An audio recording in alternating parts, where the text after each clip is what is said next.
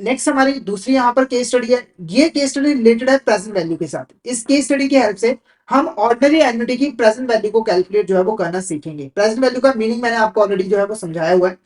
तो ordinary annuity की present value यहाँ पर कैसे कैलकुलेट की जाती है, तो फॉर्मुला देखो, सी 1+r⁻n -1 divided by r 1+r⁻n, ठीक है, जिसमें से सी डिनोट करता है कैश फ्लो पर पीरियड, आर डिनोट कर रहा है डिस्काउंट रेट। यहां पर देखो चेंज क्या आया है कि आई की जगह पे आर आ गया, क्योंकि अब हमें क्या करना पड़ेगा, जो फ्यूचर में हमें पेमेंट मिलनी है उसे हमें डिस्काउंट करना पड़ेगा। ठीक है, डिस्काउंट करेंगे तभी तो प्रेजेंट में वैल्यू यहाँ पर निकल कर आएगी, इसीलिए यहाँ पर 8 से डिस्काउंट रेट को हम नोट करते हैं, पर है ये इंटरेस्ट रेट ही है, नाम इसका चेंज हो गया पर ये है इंटरेस्ट रेट ही है। उसके बाद है एन, नंबर ऑफ पेमेंट, जो भी नंबर ऑफ पेमेंट आप यहाँ पर रिसीव करो या फिर पे करो। ओके, अब इससे रिलेटेड यहाँ पर न्यूमेरिकल क्वेश्चन देखते हैं। तो क्वेश्चन देखो क्या है, jet is to receive 10,000 in bonds by end of each year for 5 years at the 5% rate of interest.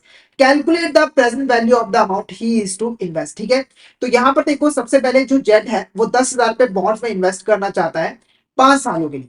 ठीक है, और वो साल के एंड में जो है वो इन्वेस्टमेंट जो है वो करना चाहता है, और उसे जो इंटरेस्ट रेट मिल रहा है वो 5% का मिल रहा है। अब हमें प्रेजेंट वैल्यू जो है वो कैलकुलेट करना है कि उसे अभी करंट में कितना इन्वेस्ट जो है वो करना पड़ेगा, यानी कि फ्यूचर में जो 5 सालों के बाद इन्वेस्टमेंट करने के बाद आपको जो पैसा मिलेगा उसकी आज के टाइम में क्या वैल्यू होगी वो हमें यहाँ पर कैलकुलेट जो है वो करना पड़ेगा। तो इसका फॉर्मुला देखो क्या है, सी 1+r⁻n-1 आर 1+r⁻n। ठीक है, तो यहाँ पे देखो कैश फ्लो पर पीरियड कितना हो रहा है 10,000, यानी कि जो वो इन्वेस्ट करना चाहता है हर साल वो है 10,000 रुपीज। उसके बाद 1 प्लस 0.05, ये क्या है हमारा डिस्काउंट, यहाँ पर 5% है तो 100 से डिवाइड करके इसे 0.05 कर दिया। अब ये जो इन्वेस्टमेंट की जाएगी वो 5 सालों के लिए की जाएगी, तो नंबर ऑफ पेमेंट्स यहाँ पर कितनी होगी 5, क्योंकि एक साल में एक ही पेमेंट की जा रही है, -1।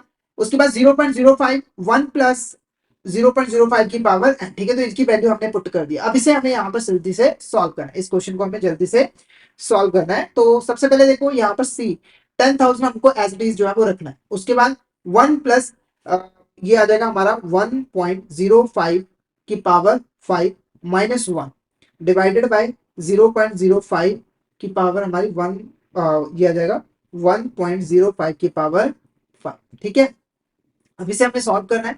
सबसे पहले हमें क्या करना है, इसकी फिफ्थ पावर को कैलकुलेट करना है, इसको सॉल्व करना है। तो 1.05 इंटू 2345, तो ये आ रहा है 1.27।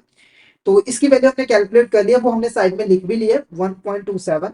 अब हमें इसमें से 1 को माइनस कर देना, तो ये आ जाएगा 0.27, ये आ जाएगा 0.27। ठीक है, तो यहाँ पर 10,000, यहाँ पर 10,000, उसके बाद इसकी वैल्यू हमने 0.27 जो है वो कैलकुलेट कर लिया है।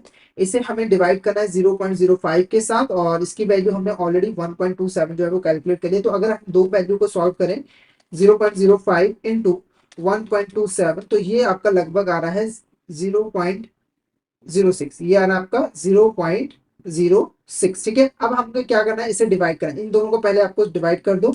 तो 0.27 को हमें डिवाइड करना है 0.06 के साथ, तो ये वैल्यू आ जाएगी 4.5। ठीक है, तो 10,000 इंटू हमें 4.5 जो है वो करना है। तो अगर आप इसको मल्टीप्लीकेशन कर दोगे 10,000 के साथ तो ये आ जाएगा 45,000। ठीक है, तो ये हमारी क्या है प्रेजेंट वैल्यू ऑफ इन्वेस्टमेंट। जो भी वो इन्वेस्टमेंट करेगा, यानी कि 5 सालों तक वो 50,000 पे इन्वेस्टमेंट करेगा। ठीक है, और इसकी जो प्रेजेंट वैल्यू है वो कितना है यहाँ पर 45,000। ठीक है, प्रेजेंट में। तो हमारा करेक्ट आंसर क्या रहेगा, ऑप्शन है 45,000 is the correct answer. Option है 45,000 is the correct answer. I hope आपको यहाँ पर जो प्रेजेंट वैल्यू है वो अच्छे तरीके से क्लियर हो गई हो। अब नेक्स्ट क्वेश्चन थोड़ा सा यहाँ पर टफ है। नेक्स्ट क्वेश्चन क्या कह रहा है, Z is receive 20,000 at the end of every 6 month for 5 years and interest rate is 10% per annum and compounded semi annually, calculate the present value of funds. ठीक है, तो हमें यहाँ पर प्रेजेंट वैल्यू ही कैलकुलेट करनी है। क्वेश्चन में क्या आ रहा है कि जेड को 20,000 पे हर 6 महीनों के बाद यहाँ पर मिले, यानी कि साल के अंदर उसे 2 पेमेंट जो है वो रिसीव हो रही है। ठीक है, तो पहला चेंज तो ये हुआ। उसके बाद जो इंटरेस्ट रेट है वो है 10% पर एनम, पर जो सेमी एनुअली जो इंटरेस्ट रेट है वो हमें कैलकुलेट जो है वो करना पड़ेगा। तो इस तरीके के क्वेश्चन में सबसे पहले आपको क्या करना होगा, जैसे ही यहाँ पर सेमी एनुअली या फिर क्वार्टरली दिखेगा तो आपको थोड़ा सा अटेंटिव हो जाना है, थोड़ा सा सतर्क हो जाना है, क्योंकि यहाँ पर क्वेश्चन में सीधा सीधा आपको कुछ भी नहीं दिया होता है, आपको कैलकुलेट जो है वो करना पड़ता है। तो इस क्वेश्चन के अंदर सबसे पहले आपको क्या करना है, नंबर ऑफ पेमेंट कैलकुलेट करना है। कैसे होगा, तो टोटल साल कितने हैं, 5 साल, एक साल में 2 पेमेंट्स मिल रहे हैं, तो टोटल नंबर ऑफ पेमेंट्स कितनी होगी 10। सेमी एनुअली इंटरेस्ट रेट कितना होगा, एनुअली इंटरेस्ट रेट है 10%, उसे हम 2 से डिवाइड करेंगे तो 5%। ठीक है, अब जैसे ही आप इसे फाइंड आउट कर लो, आप अब यहाँ पर क्वेश्चन को जो है वो कर सकते हो। ठीक है, तो आपको जो कैश फ्लो हो रहा है वो 20,000 हो रहा है। इंटरेस्ट रेट आपका 5%, तो 1 + 0.05 की पावर 10, क्योंकि एन हमारा कितना है 10 -1, 0.05, 1 + 0.05 की पावर 10। ठीक है, तो ये वैल्यूज मैं पहले से पुट करके ले आया था, ताकि इसको लिखने में हमारा ज्यादा टाइम जो है वो वेस्ट ना हो सके। ठीक है, तो आपने ये बिल्कुल नहीं कहना कि सर ने पहले से क्वेश्चन सॉल्व किया, वो मैं खुद करके आपको दिखा रहा हूँ। जस्ट ये जो वैल्यू करने पुट करने वाली है, ये मैंने पहले से ही की हुई है। ठीक है, तो हमारा जो कैश फ्लो होगा वो होगा 20,000 पे। उसके बाद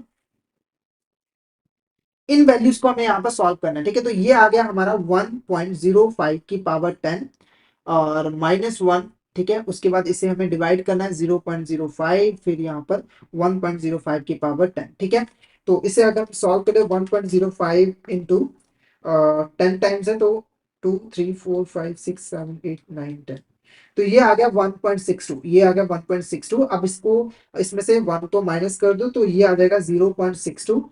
तो 20,000 इसे हमें 0.62 जो हम लिख लेना है।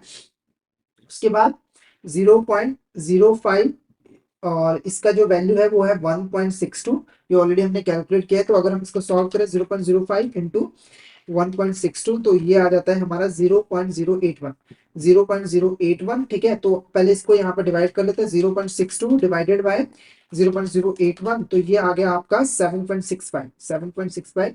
तो 20,000 को हमें मल्टीप्लाई करना है 7.65 के साथ। ठीक है, तो मैं लिख भी देता हूँ 7.65 के साथ। तो ये करेक्ट आंसर क्या रहेगा, 20,000 इंटू 7,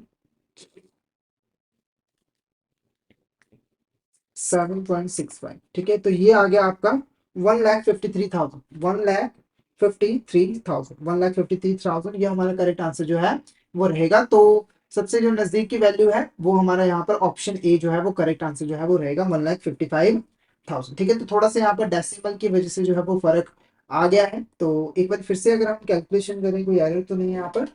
तो 1.05 इंटू,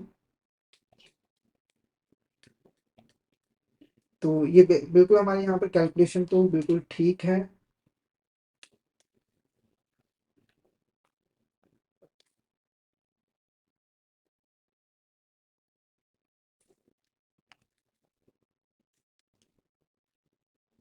हाँ, तो यहाँ पर थोड़ा सा, यहाँ पर इसका थोड़ा सा दिक्कत आया है। 0.65 को हमें जब डिवाइड करना है 0.081 के साथ, तो ये हमारा